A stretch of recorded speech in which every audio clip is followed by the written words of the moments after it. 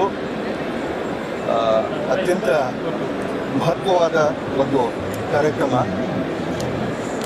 India green energy expo ಅಂತ. ಇದು 2ನೇ ಆವೃತ್ತಿ. ಕಳೆದ ವರ್ಷ ಏನು ಇದನ್ನು ಕಾರ್ಯಕ್ರಮ ಆಯೋಜನೆ ಮಾಡಿದ್ರು, ಅಭೂತಪೂರ್ವ ಯಶಸ್ಸನ್ನು ಇದು ಸಾಧಿಸಿತ್ತು. ಆ ಯಶಸ್ಸಿನ ಪ್ರೇರಣೆಯನ್ನು ಪಡೆದುಕೊಂಡು ಈ ವರ್ಷ ಇನ್ನೂ ಅಚ್ಚುಕಟ್ಟಾಗಿ ಇನ್ನಷ್ಟು ಜಾಸ್ತಿ ಪಾರ್ಟಿಸಿಪೆಂಟ್ಸನ್ನು, ಸ್ಟೇಕ್ ಹೋಲ್ಡರ್ಸನ್ನು ಸೇರಿಸ್ಕೊಂಡು ಈ ಒಂದು ಗ್ರೀನ್ ಎನರ್ಜಿ ಎಕ್ಸ್ಪೋ ಮಾಡ್ತಾ ಇರೋದು ಭಾಳ ನಿಜವಾಗಿ ಸಂತೋಷ. ನಮಗೆಲ್ಲ ಗೊತ್ತು, ಈ ಒಂದು ಗ್ರೀನ್ ಎನರ್ಜಿ ಇನಿಷಿಯೇಟಿವ್ಗಳಲ್ಲಿ ಕರ್ನಾಟಕ ಭಾರತ ದೇಶದಲ್ಲಿ ಅತ್ಯಂತ ಮುಂಚೂಣು ಸ್ಥಾನದಲ್ಲಿದೆ.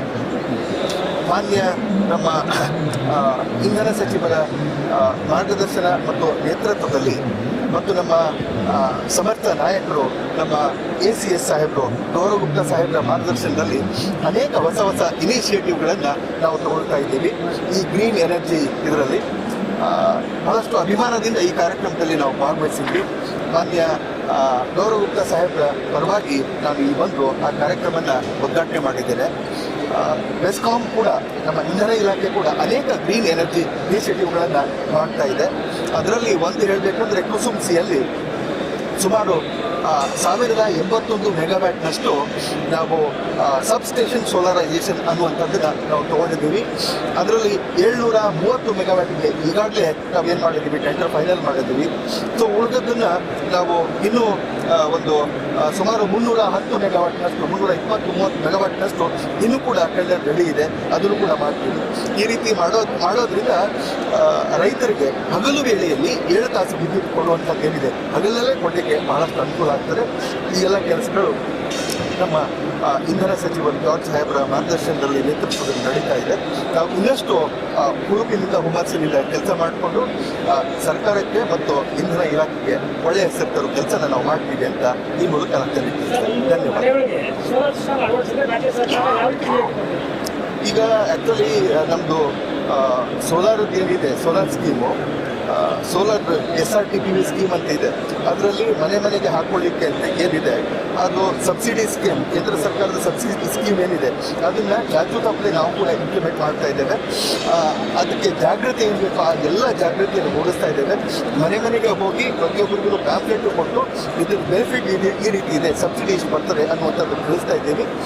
ಒಂದೇನಂತಂದರೆ ಬಹಳಷ್ಟು ಜನ ಇತ್ತೀಚೆಗೆ ಮುಂದೆ ಬರೋದು ಕಡಿಮೆ ಆಗ್ತಾ ಇದೆ. ಆದರೆ ನಾವು ಅದನ್ನು ಅಗ್ರೆಸಿವ್ ಆಗಿ ಫಾಲೋ ಅಪ್ ಮಾಡಿ ಸುಮಾರು 280 - 300 ಮೆಗಾವ್ಯಾಟ್ನಷ್ಟು ಏನು ಪೊಟೆನ್ಷಿಯಲ್ಲು ಬೆಸ್ಕಾಂ ವ್ಯಾಪ್ತಿಯೊಳಗಿದೆ ಅದನ್ನು ಸಾಧಿಸಲಿಕ್ಕೆ ನಾವು ಎಲ್ಲ ಪ್ರಯತ್ನ ನಾವು ಮಾಡ್ತೀವಿ. Thank you. Karnataka renewable energy manufacture association 2014ರಲ್ಲಿ ಪ್ರಾರಂಭಗೊಂಡಂತಹ ನಮ್ಮ ಅಸೋಸಿಯೇಷನ್ ಈ ಇಂಡಿಯಾ ಗ್ರೀನ್ ಎನರ್ಜಿ ಎಕ್ಸ್ಪೋ ಇದು 2ನೇ ವರ್ಷದ ಯಶಸ್ವಿ ಎಕ್ಸ್ಪೋ ಆಗಿ ನಡೆಸ್ಕೊಂಡು ಬರ್ತಾ ಇದ್ದೀವಿ.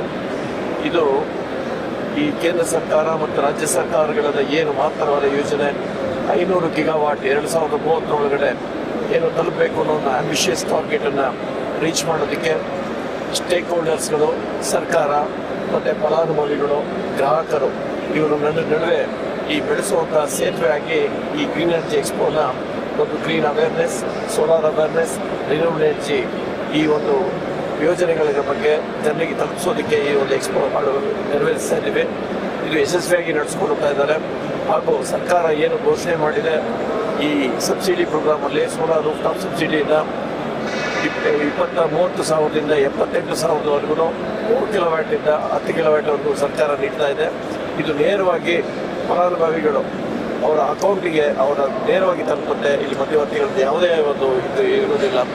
ಈ ಒಂದು ಯೋಜನೆ ಜೊತೆಗೆ ಸೋಲಾರ್ ಕುಸುಮ್ ಏನು ಯೋಜನೆ ಇದೆ, ಎಲ್ಲ ರೈತರಿಗೂ ಸಹಿತ ಸೋಲಾರ್ ಪಂಪ್ ಅಳವಡಿಕೆ ಮಾಡಿಕೊಡುವಂತಹ ಯೋಜನೆಯಲ್ಲಿ 50% ಕರ್ನಾಟಕ ರಾಜ್ಯ ಸರ್ಕಾರದ ಪಾಲು, 30% ಕೇಂದ್ರ ಸರ್ಕಾರದ ಪಾಲಲ್ಲಿ ಕೇವಲ 20% ರೈತರು ಕೊಟ್ಟರೆ ಅವ್ರಿಗೆ ಕ್ವಾಲಿಟಿ ಎಲೆಕ್ಟ್ರಿಸಿಟಿ ಹಗಲು ಹೊತ್ತಿನಲ್ಲಿ ಸೋಲಾರ್ ಪಂಪಲ್ಲಿ ಕೊಡುವಂತಹ ಕಾರ್ಯಕ್ರಮಗಳನ್ನ ಸರ್ಕಾರ ಘೋಷಣೆ ಮಾಡಿ ಯೋಜನೆಗಳನ್ನ ಸಫಲಗೊಳಿಸಲಿ ಈ ಗ್ರೀನ್ ಎನರ್ಜಿ ಎಕ್ಸ್ಪೋ ಬಹಳಷ್ಟು ಯೂಸ್ಫುಲ್ ಆಗಿದೆ, ಉಪಯೋಗಿಯಾಗಿದೆ.